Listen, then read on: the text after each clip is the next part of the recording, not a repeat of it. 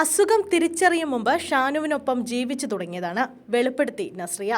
മലയാളത്തിൽ ഏറ്റവും കൂടുതൽ ആരാധകരുള്ള സെലിബ്രിറ്റി കപ്പിളാണ് ഫഹദ് ഫാസിലും നസ്രിയ നസീമും. രണ്ടുപേരും മലയാളത്തിൽ മാത്രമല്ല തെന്നിന്ത്യ ഒട്ടാകെ ആരാധകരുള്ള സൂപ്പർ സ്റ്റാറുകളാണ്. സിനിമാ തിരക്കുകൾക്കിടയിലും ദാമ്പത്യം മനോഹരമായി മുന്നോട്ട് കൊണ്ടുപോകുന്നവരാണ് ഇരുവരും.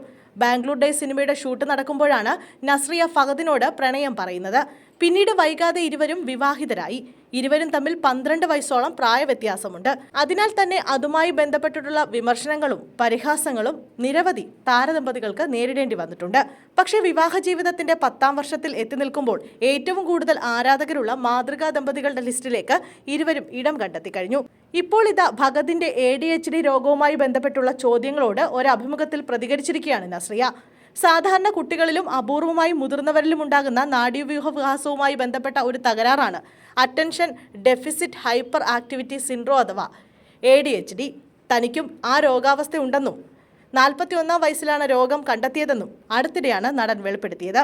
എന്നാൽ ഭഗതിന് അത്തരമൊരു രോഗമുണ്ടെന്ന് കരുതി അതൊരിക്കലും തങ്ങളുടെ ജീവിതം മാറാൻ കാരണമായിട്ടില്ല എന്നാണ് നസ്രിയ പ്രതികരിച്ചത്. ഭഗത് ഒരു ADHD രോഗിയാണ്. പക്ഷേ ഇതൊക്കെ ഷാനു തിരിച്ചറിയുന്നതിനും ഈ അസുഖം കണ്ടുപിടിക്കുന്നതിന് മുമ്പേ ഞാൻ ഷാനുവിനെ കണ്ടു തുടങ്ങിയതാണല്ലോ. പണ്ട് ഷാനുവിന് ഇത് ഉണ്ടായിരുന്നിരിക്കും. ഷാനുവിൻ്റെ സ്വഭാവങ്ങളൊക്കെ ഡീൽ ചെയ്താണ് ഞാൻ ഇതുവരെ ജീവിച്ചത്. അത് ഞങ്ങളുടെ ജീവിതത്തിൻ്റെ ഭാഗമായി കഴിഞ്ഞു. ഇനിയിപ്പോൾ അത് കണ്ടുപിടിച്ച് കഴിഞ്ഞ് ഇങ്ങനൊരു കണ്ടീഷൻ ഷാനുവിനുണ്ട്, അതുകൊണ്ട് ഞാൻ കുറച്ചുകൂടി ക്ഷമയോടെ പെരുമാറണമെന്ന് ഒരു തോന്നൽ എനിക്കുണ്ടായേക്കാം. അത്തരത്തിൽ അത് സഹായമായേക്കാം. അല്ലാതെ എല്ലാം പഴയതുപോലെ തന്നെ, ജീവിതമൊന്നും മാറിയിട്ടില്ല എന്നാണ് നടി പറഞ്ഞത്. കുട്ടികളായിരിക്കുമ്പോൾ തന്നെ ADHD കണ്ടെത്തിയാൽ ചികിത്സിച്ച് മാറ്റാം. എന്നാൽ തനിക്ക് 41ാം വയസ്സിൽ കണ്ടെത്തിയതിനാൽ ഇനി അത് മാറാനുള്ള സാധ്യതയില്ല.